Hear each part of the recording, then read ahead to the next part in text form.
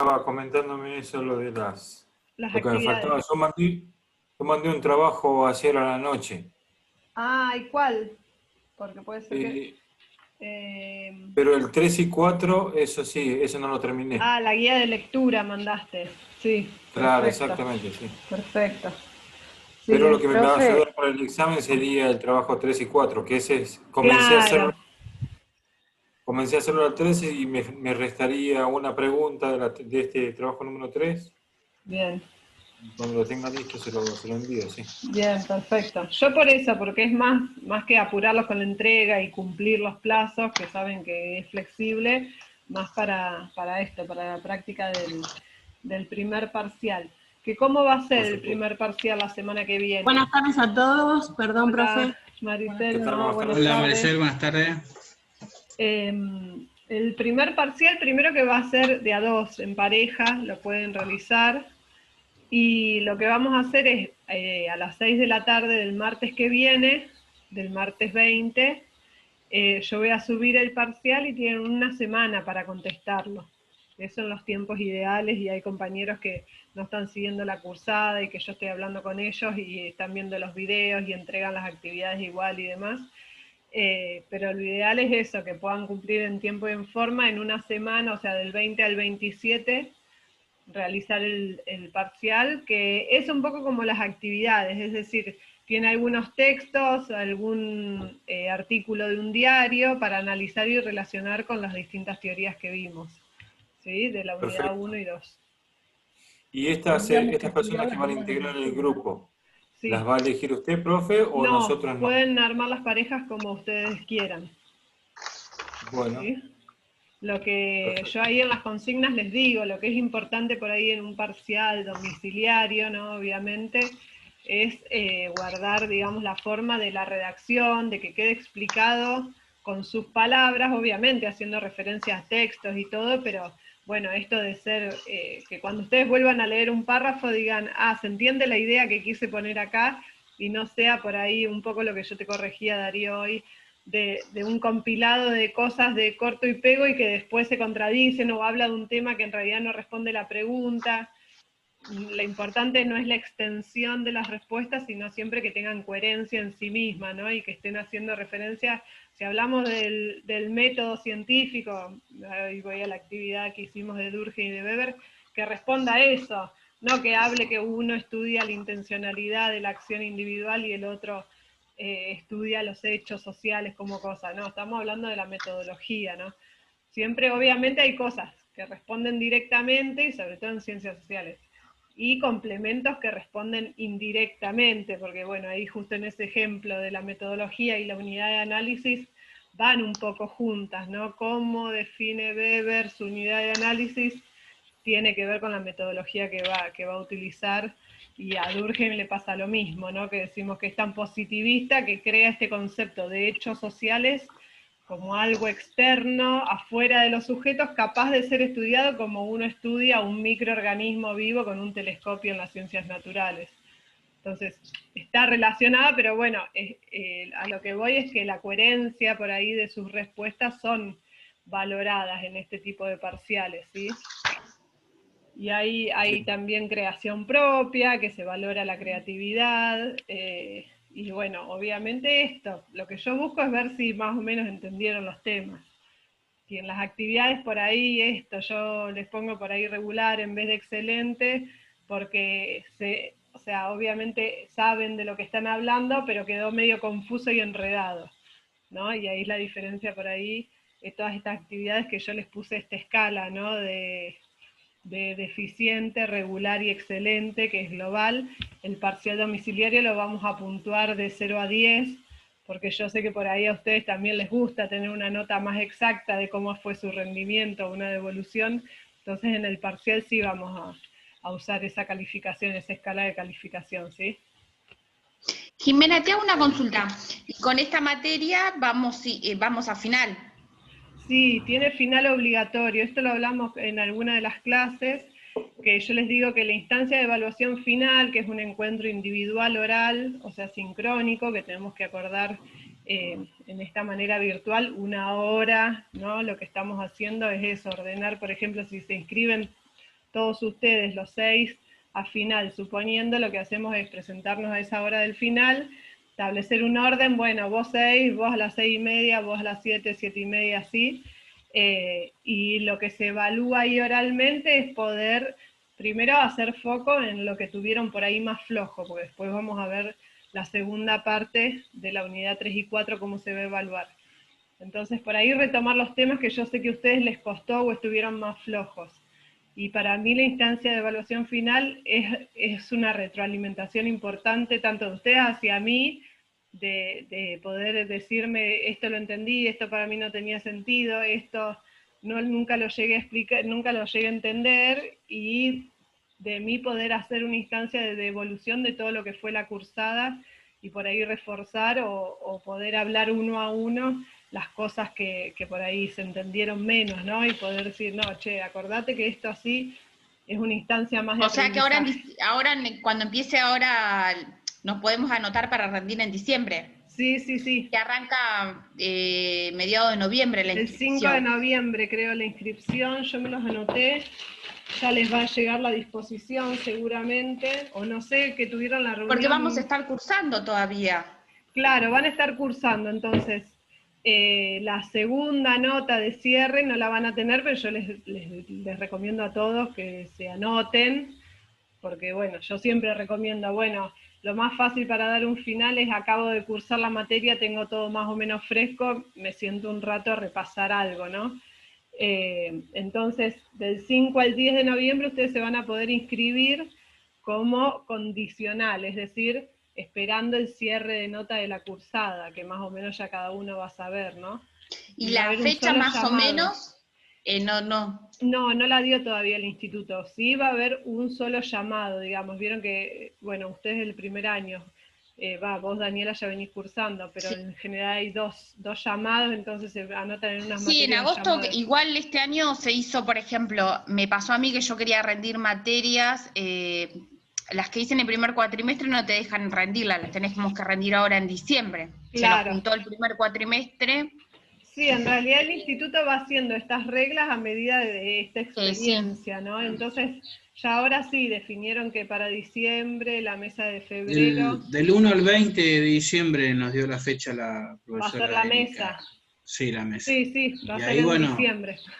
el 1 al 20. Claro. Y pasando la fiesta, que sería el 26 al 29 o al 30, Ajá, y son algunos para días caso antes. fortuito nada más. O sea, para el que Claro, no de se pudo fuerza mayor, alguien que conectar. quedó claro. Exactamente, que justo estaba Sí, enfermo, es en diciembre. algo, claro, eso es algo muy eventual, no es que se va a poder inscribir para el 27, no. No, Es del porque 1 va a al haber 20. una sola fecha. Lo que se Exactamente, hace hay es una que sola yo fecha. coordino con ustedes y los alumnos de años pasados que se anoten. Y Eso, por ahí ¿cómo lo lo puede vamos a dejar ver? para después de la fiesta, pero entre el 26 y el Tal 30 cual, sería. tal cual. Pero Pero son una bueno, sola nosotros fecha. cursamos hasta el sábado 21, es el cuatrimestre, hasta el sábado 21 de noviembre, por eso esta inscripción ustedes la van a hacer seguramente en la segunda semana de noviembre, y dicen una inscripción condicional, sobre todo también las anuales que ustedes tienen, no van a tener, algunos profes por ahí ya la tienen más adelantada el cierre de nota y otros no. Entonces, no van a tener el cierre de nota de Y cursada. las más como para complicadas somos decirle la a del ustedes. segundo cuatrimestre que arrancó tarde, que arrancamos en alguna casi en septiembre. Claro. Entonces estamos como con muchos trabajos, con mucha lectura, la verdad que Claro. muy complicado. Bueno. Ya pasamos lo peor, yo digo ahora, Sí. porque para mí, tanto la unidad como 1 y 2 son como las del basamento que yo hincho, que son los contenidos mínimos que cualquiera que pasa por sociología tiene que conocer, esto de para qué sirve, qué estudia, cuándo surgió la sociología, los clásicos, ¿no? Que son los que estamos viendo hasta ahora, es la parte más pesada. Y después vamos a trabajar en la unidad 3, van a ver que vamos a trabajar en grupo y todo, y ya no va a haber tanta actividad y entrega. También las entregas, la guía de lectura y todo esto que ustedes tuvieron, ahora afloja. Por esto mismo, porque yo sé que ya para el final del cuatrimestre están todos así con la cabeza así, las materias anuales quieren cerrar notas y le suman trabajos, así que va a ser en sociología por lo menos un poco más livianita. Ay, ¿Sí? ojalá. Así que, Sí, es complicado. Sí, está, pero bueno, no se preocupen, Nosotros y ahí ponele que- saben que está toda Nosotros que es el primer año no nos dieron la posibilidad de rendir los primeros finales en agosto. Claro, los del primer cuatrimestre. Tenemos como 10 finales para rendir en 20 días. Claro, todo eso sí, que fueron adaptaciones, vieron que en marzo no sabíamos qué, tipo en mayo volvemos y después no, y el instituto nada, va tomando decisiones también, y muchas veces solo, porque no hay una directiva general de la inspección de nivel superior o algo, entonces cada instituto fue amoldándose a su realidad, viste, fueron haciendo encuestas de cómo iban y tomando las decisiones en eso, pero sí, hay cosas que se vieron retrasadas en este año, sin duda. Pero bueno, pues. Sí, lo más complicado creo que son los de primer año, que como que necesitan un poco más contacto con los profesores por una cuestión de que se están iniciando en la carrera. Claro. Ya los que venimos transitando, ya por ahí ya venimos con algunos profes, ya los conocemos. Repiten. Y demás. Entonces, pero me parece que para primer año es como, no sé si están de acuerdo los chicos, pero me parece que como hay que tener un acompañamiento, porque es como que esta modalidad hace que muchos dejen, porque es como que para mí primer año es el inicial. Yo cuando arranqué éramos 54 y ahora en tercero somos 7, 8 ya quedamos. Está el grupito. Y sí, de 30 y pico que había anotados originalmente en todo el periodo de inscripciones, han sobrevivido, ¿cuántos son ustedes? 10, 11 por ahí en esta materia, ¿no? Sí, ha sido todo el desafío, porque tal cual, entrar a un instituto, a una institución nueva, empezar a conocer todo, y todo a través de la virtualidad es tremendo. Así que sí. Bueno, si les parece, yo había pensado que terminemos de repasar todo lo que tiene que ver con materialismo histórico, y después retomamos si alguno tiene alguna duda o si quieren volver sobre algunos temas o hacemos un repaso lineal por ahí rápido con punteo de temas que tengan que tener. ¿Sí? La unidad 4, a ver si yo tengo acá, es la pregunta sobre el pensamiento de la época que constituyeron el materialismo histórico. ¿Esa hay que entregarla también? ¿La guía de lectura? Sí. La guía de lectura no, era un archivo para orientación para ustedes para leer el texto de Mario Toer, pero no tiene entrega obligatoria.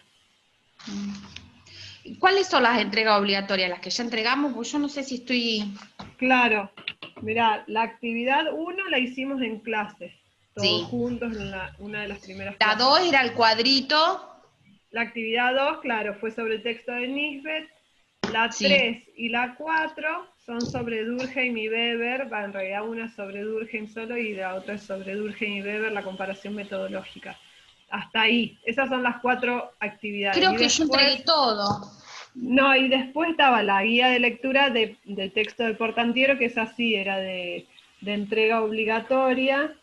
Y a vos te falta la 3 y la 4, Daniela, o por ahí me la pasé que la hiciste con alguien. No, pero que son estas actividades que le estaba diciendo a Darío que son importantes por ahí resolverlas porque es una buena práctica para lo que va a ser el parcial. Pero yo entregué, en la misma fecha que me corregiste la actividad 2, entregué dos actividades. Yo hoy estuve revisando la plataforma y no las encontré. Una me corregiste, pero la otra no. No claro, veo que... Vos rehiciste la de Nisbet, que es la actividad 2, hiciste la guía de Portantiero, la guía de lectura, pero faltan la 3 y la 4. Que ahí en la plataforma tenés que entrar a actividad 3 y ahí entregás, y después la actividad 4 y ahí entregás. Esas dos faltan. Me voy a fijar a ver qué error. ¿Sí? Bueno. Esas son obligatorias para entregar, ¿no? Claro, yo les había dicho que no tenían plazo, que eran para el primer parcial, digamos, por esto de que es un ejercicio para ustedes, sobre todo. Si llegás a hacerlas de acá al martes que viene, yo te puedo hacer una devolución y nada, por ahí sirve para también. Recién acabo de leer un mensaje de Antonella que dice que está en el hospital, por eso no entra en la clase, Martínez. ¿Está en el hospital? Sí, eso puso en el grupo recién. porque después Rocío me dijo que estaba con COVID, que no se sentía mal. Sí, Y, jodida. y yo sí, Antonella también era una de las chicas que le quería preguntar porque tiene varios trabajos atrasados y todo. Profe, Anto hizo el trabajo del 3 y el 4 conmigo, no sé si lo vio. Ah, capaz, sí, porque hoy también me pasó que corregí otro que lo habían hecho en pareja, creo Rocío y Mariela. Conmigo, sí. Sí, Sí, el y primero me hiciste la devolución a mí sola, pero los dos los hicimos juntas. claro, ah, listo, perfecto. Bueno, entonces chequeo eso, Celeste, de Bueno, Antonella. Perfecto, gracias por avisar, porque eso, sí, de suerte que lo vi al final que tenía los dos nombres de estudiantes, que ni lo había visto, yo bajé el archivo de una y después me di cuenta, bajé el archivo de la otra y era lo mismo de los de Rocío y cosas, así que listo, voy a chequear eso de Antonella. Bien. Me la anoto, que después me olvido. Listo. Bueno, entonces retomamos un poco esto del materialismo histórico. Primero, esto, volver sobre los conceptos fundamentales que habíamos visto hasta ahora, para que tomen nota de los conceptos que tienen que tener en claro, ¿no? Sí o sí. Primero esto, ¿por qué es una perspectiva de materialismo histórico? Que lo que hace Marx y Engels es poner el foco en cómo está organizada la sociedad, esto que se pregunta Durkheim, que se pregunta Weber sobre el orden social de la sociedad moderna del capitalismo, ¿en qué va a poner el foco Marx y Engels? En las relaciones sociales de producción. Para ellos la forma en que se produce, en que produce lo que necesita para vivir una sociedad, va a determinar el tipo de estructura social que se conforme en las distintas sociedades a través del tiempo. Entonces, esta perspectiva del materialismo histórico es importante porque hace foco en las relaciones sociales de producción, en las relaciones económicas. Y según cómo se produzca en cada momento de la historia, es para ellos lo que va a determinar o moldear un poco la superestructura, ¿se acuerdan? El sistema jurídico, las reglas, cómo están dadas, cuál es la ideología dominante, que es lo que vamos a retomar hoy.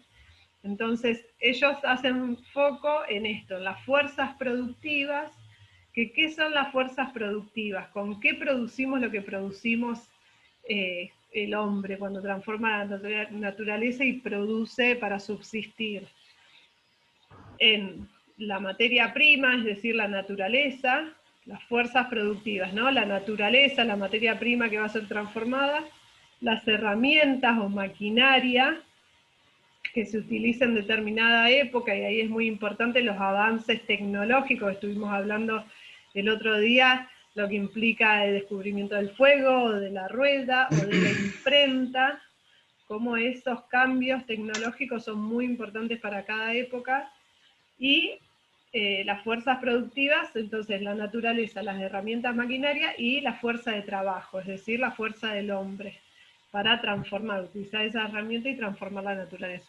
Entonces las fuerzas productivas, además, están envueltas en ciertas relaciones sociales de producción, es decir, cómo se van a ubicar los distintos sujetos en el sistema productivo.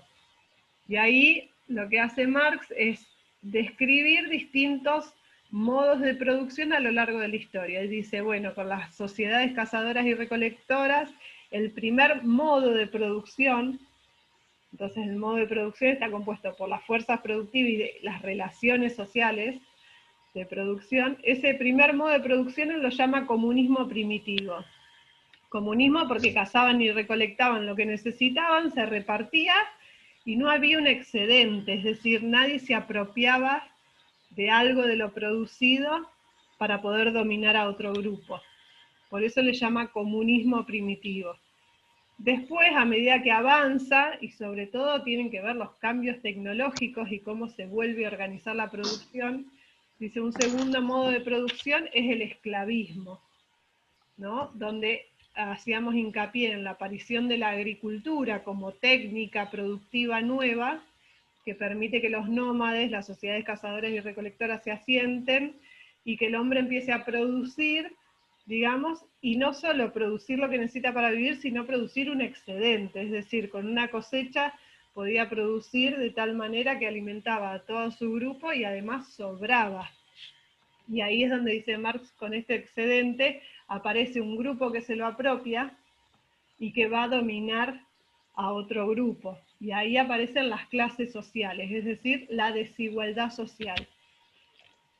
Osvaldo Bayer, y ahora le llevo para otra cosa, pero Osvaldo Bayer, cuando habla un historiador anarquista alemán que nació y después vivió toda la vida en Argentina, digamos, pero no había nacido acá, que hizo La Patagonia Rebelde, la película, bueno, el libro y demás, dice que esta primera gran diferenciación en lo que es la conformación de la patria argentina es la apropiación de la tierra. Es decir, en 1890, fines del siglo XIX, cuando hacen la campaña del desierto, es decir, avanzan sobre el territorio que no estaba dominado, que estaban los pueblos originarios y demás, cuando el hombre criollo va avanzando, se va apropiando de esas tierras. Y esa apropiación genera una desigualdad, es decir, se agarraron un excedente, mataron a las personas que había ahí, las sometieron y dijeron, bueno, esto es mío, lo alambraron y dijeron, esto es mío. Y ahí se conformó una clase social en Argentina que aún hoy es parte de la clase dominante. Si pensamos en los Bullrich, en los... ahora no se me vienen los apellidos, pero bueno, todos los apellidos patricios, en su árbol genealógico tienen familias que fueron parte de los apropiadores de esa tierra, y se generó tal desigualdad, pero por esto, por una apropiación en un momento de la historia de una parte de tierra, y eso les permitió constituirse todo el tiempo como clase dominante frente a otros, ¿no? Entonces, cuando surge este excedente, dice Marx, con la agricultura hay un grupo que se lo apropia y aparece esta desigualdad social. Entonces, el primer modo de producción que para Marx tiene una desigualdad social y aparecen dos grandes clases, grupos enfrentados, que se ubican de manera diferenciada en las relaciones sociales de producción, que es el amo y el esclavo, ¿no? Quienes eran dueños de la materia prima, de la maquinaria, inclusive de la fuerza de trabajo de los esclavos, y quienes solo no tenían nada, los esclavos, ni siquiera su fuerza de trabajo, porque no la vendían libremente, ¿no? Entonces, ese es el primer modo de producción con dos clases enfrentadas. A medida que se van desarrollando las diferentes fuerzas productivas, llegamos al feudalismo, y esto obviamente se corresponde con los periodos históricos, sobre todo Europa. Llegamos al feudalismo donde ya el esclavo es un poco más libre y se transforma en este siervo que trabaja la tierra para el señor feudal. Estas son las dos clases enfrentadas, ¿no? Y más adelante, a medida que se desarrollan las fuerzas productivas, hoy lo vamos a retomar esto, llegamos al modo de producción capitalista, que es el foco de estudio de Marx y Engels, ¿no? El capitalismo y esta oposición, esta lucha entre la clase dominante, que es la burguesía, y el proletariado de los obreros, que son la clase dominada. Entonces, bueno, otra idea central que tienen que recordar es esta idea de estructura y superestructura, que yo se los ejemplificaba con una pirámide o con un edificio, que en la base de toda sociedad para ellos están las relaciones sociales de producción.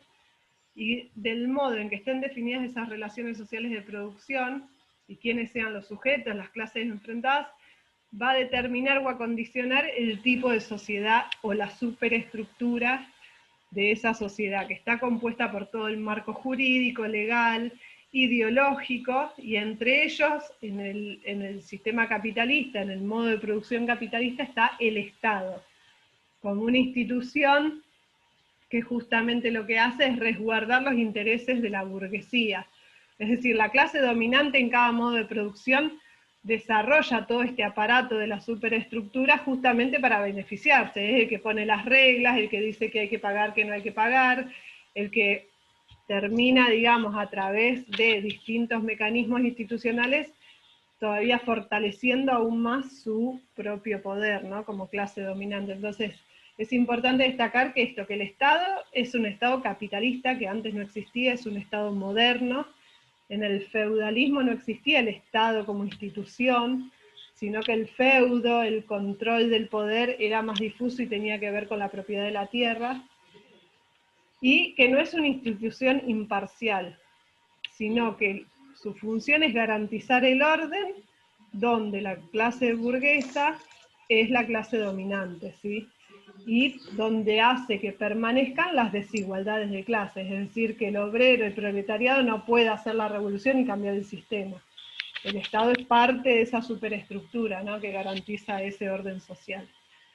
Entonces, lo que queríamos retomar a partir de ahora en la segunda parte del texto es esta idea de ideología que también forma parte de la superestructura, ese pensamiento de época que justifica el orden establecido y que también va decorando, embellece, dice Mario Toer, esa sociedad.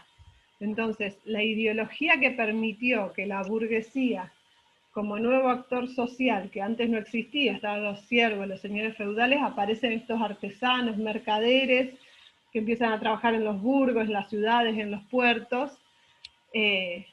La nueva ideología está basada un poco en la Revolución Francesa, ¿no?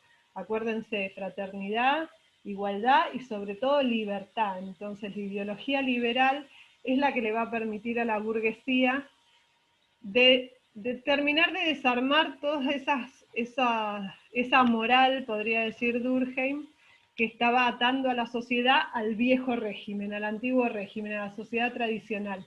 Empezar a terminar con la idea de esto, y lo vimos con Weber un poco, la Iglesia como poder único, estaba en camino la contrarreforma, ¿no? ¿Se acuerdan que habíamos visto con el protestantismo, que ponen en cuestión al Papa y dicen esta idea de que, bueno, la fe la tiene cada uno, se puede vincular con Dios sin importar la Iglesia? Entonces, esta idea liberal de más libertad en todo, de que el siervo no debe estar más atado a su tierra, que tienen que dejarlo ser fuerza de trabajo libre, que les va a servir a los propios burgueses para contratarlos, para cargar, descargar, para llevar y traer cosas en el comercio que se está desarrollando cada vez más, la logística dentro de Europa, ¿no? Desde los puertos de España, Portugal, hacia el interior, todo basado en esta libertad.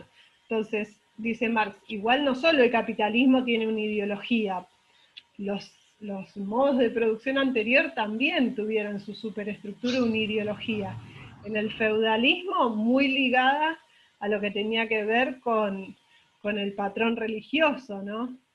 La ideología, la clase dominante, basada en esto del origen del poder divino, porque Dios así lo quiso, yo soy el señor feudal, ¿no? Porque Dios así lo quiere, y era parte de esa ideología que sostenía el orden. Ahí es muy importante, ¿no? Como esto, como forma de sostener los vínculos sociales, la ideología, este pensamiento dominante. Todas las sociedades lo tienen, ¿no? Uno dice el pensamiento de época, de tal época o cual época, ¿no? Y hoy nosotros todavía, aunque tenemos el acceso a la información que tenemos, una ideología sigue predominando, favoreciendo a los poderes más concentrados, porque el mismo poder más concentrado es el que la desarrolla, ¿no? Entonces, por eso, profe, él hablaba de ideología, arrancaba prácticamente de las aldeas, de los brujos, de los que no podían, dice, explicar un rayo, una sequía que no pudo cosechar bien la aldea, entonces se le atribuía a dioses, hasta que alguien se hizo cargo y se hizo brujo, y el brujo era el que había que hacerle digamos, el que dirigía a la ideología de la aldea, de los esclavos, hasta llegar al dios Ra de Egipto, por ejemplo, que era claro, el dios en la tierra. O sea, siempre había una ideología. Para justificar, decía, ¿no? Claro, para justificar. Hoy nuestros brujos son los medios masivos de comunicación, ¿no? Son los que nos meten las ideas. Bueno, a alguien le tenemos que creer. Claro, y hay una parte donde dice, siempre hubo gente, o sea, siempre dentro de la misma sociedad, no estuvo de acuerdo, pero ¿qué pasaba? Que si se oponía, después de tenerte las consecuencias de los dioses, o a tenerte las consecuencias de tal cosa. La ley divina, claro. Claro, en el papado pasaba lo mismo, el feudal era así. El Claro. rey era impuesto por el Papa, y si el Papa no lo ponía como rey, no era reconocido, era un hereje, o no era digno de ser monarca. Claro, esto acuérdense ahí de claro. Comte, ¿no? De los 3 Claro. estadios a través de la historia, Claro, exactamente. revolución intelectual, este pensamiento, esta ideología que construye el hombre, que acá Marx lo que devela es que es Claro, una ideología estudió y fue dominante bueno. que responde a intereses específicos, ¿no? Entonces, que en los distintos momentos de la historia siempre hubo que dar explicaciones, que esas explicaciones lo que devela Marx y dice, bueno, no son inocentes, porque sí. No, o sea, era mantener el orden establecido, y estaba la ideología que Es tal Dios, tal fundamental, Dios, claro. es religión. Y ahí dice que hace un quiebre fundamental en la Revolución Francesa, donde está el Dios por el Dios hombre o Dios razón, los dioses por los dios hombre o dios razón. Es como que, y ahí listo, vamos al me desligo de Dios, al espíritu libre. positivista, ¿no? Positivista, Suplantamos libre. a Dios por la razón. Exactamente, si Dios ya es razón, ahora el hombre es libre, puede hacer y decidir lo que quiere e implementar cuál o tal forma de vivir. Claro. Pero a favor de quién, de la misma burguesía que tenía intereses creados en la mano de obra de los siervos, porque después dice, sí, vivimos, o sea, y para poder mantener ese orden, la misma institución, ya sea rey, estado o príncipe, mantenía una ideología que decía, no, ojo, esto está mal porque ustedes tienen que hacer tal cosa. Por eso es que dice, la religión es el opio del pueblo. Decía. Tal cual. Y bueno, religión en la sociedad tradicional, pero hoy tenemos nuestra propia religión, o este positivismo que aún hoy, y pensémoslo con la crisis que fue la pandemia, o sea, el espíritu positivo de que, ¿cuál es la primera reacción que tenemos? Bueno, hay un virus nuevo, una nueva enfermedad, vamos a descubrir una nueva vacuna. Fíjense si eso no es positivista. Seguimos siendo el hombre, las mujeres, que podemos dominar el mundo y la naturaleza. Estamos convencidos de eso. Sí. Tal vez nadie se pregunta, pero no sé si siempre pudimos descubrir cómo terminar con los males de la Tierra. Pero hoy la ideología es que vamos a descubrir la vacuna. Ayer o anteayer creo que escuché que decía la Organización Mundial de la Salud ahora promueve el abierto a la cuarentena. La cuarentena no es necesario para poder vencer este virus. O sea, un poco la fe en esa razón absoluta. Claro, es como que se está...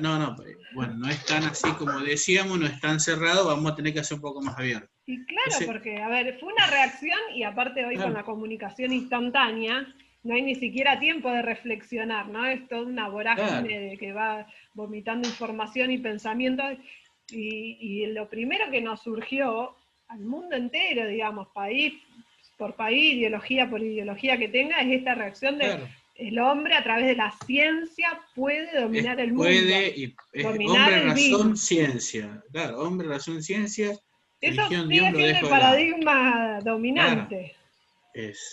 Estamos todavía en un estadio positivo del pensamiento. Por eso es que dijo, el quiebre fue en la Revolución Francesa, dice. Para el bien o para el mal, la sociedad ahí cambió. Claro. Cambió. O sea, dominado y dominante siempre hubo. Ahora las ideologías cambian. Claro. Bueno, y para envolver a qué nueva clase que se va a transformar en actor social dominante. Claro, ¿no? Pero, o sea, es mantener el statu quo, mantener la razón, mantener la fuerza de trabajo y mantener esto como está, como dice Marx. Esto, o hacemos toda una revolución, pero desde el desarrollo, no desde el pensar. Claro, desde lo productivo. Otra forma de organizar la producción, ¿no? Porque dice Marx, la lucha de clases se da por las distintas formas de producir, digamos, y quién se apropia de la riqueza creada. Hoy vamos a ver al final la teoría del valor y cómo se crea, ¿no? El valor. ¿Qué crea valor, ¿no? En este modo de producción. Entonces, el desarrollo de las fuerzas productivas, esto que yo les decía, la materia prima, las herramientas, ¿no? La fuerza de trabajo, el hombre, materia prima, van cambiando por esto, los inventos en materia productiva, y no pensemos solo en tecnología de las comunicaciones, tecnología inteligente hoy, pensemos en esto, en el fuego, ¿no? que cambió la forma de producir, por lo menos los alimentos que se iban a consumir, por ejemplo, ¿no? Entonces, es el desarrollo de las fuerzas productivas que siempre está cambiando, genera nuevas situaciones y las relaciones de producción, es decir, las clases que se relacionan en ese sistema. Disculpe una pregunta con Sí. el fuego usted. Sí. ¿Vio la película usted, Náufrago? Sí, hoy hace mucho, Cuando, nunca la volví a ver. cuando estuvo casi, no sé, como una semana tratando de hacer el fuego con el palito Sí, y se lastimó toda la mano. Yo miraba y digo, yo me imagino las sociedades primitivas tratando de hacer el fuego con una piedra o con claro, un palito como ese. cuánto se Claro, tardó y cuánto se cuesta, claro. lastimó todo hasta que logró el fuego, era lograr, no sé, la teoría atómica, porque bailaba en la playa. Claro, y sí, fue todo Yo el veía desarrollo eso, de la humanidad de cero claro, y a yo, o llegar sea, al fuego, ¿no? ver eso, y me imaginaba en el siglo, en la época de las cavernas, digo, cuando inventaron el fuego, en la nada, porque yo estaba en la isla ahí solo, y Claro, sí. quería comer los cangrejos cocinados. Claro, No, y no, ahí fue, en cualquier sector productivo lo podemos pensar, claro, de la y yo agricultura, lo del vi eso, riego, de digo, cargar agua por kilómetros para regar ciertas cosas, y ah, hoy esos bichos que tenemos acá en Argentina que riegan eh, campos de hectáreas, no, miles no, de hectáreas, imagino, ¿no? Y uno dice, ¿cómo hizo el hombre para poder desparramar tanta agua y sí, ponerla donde quiera y controlar el clima y claro. todas esas cosas para mejorar Y la producción agrícola? hay otra película de esa agricultura que dice de un chiquito de que no sé qué parte de África, que actualidad es, 2006. Ujú. Ay, se nos fue Bernardino. No sé si el resto me escucha a mí. Se me congeló Bernardino a mí. ¿Alguien me escucha?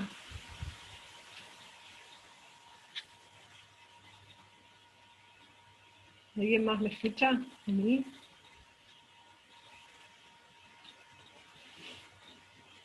¿No?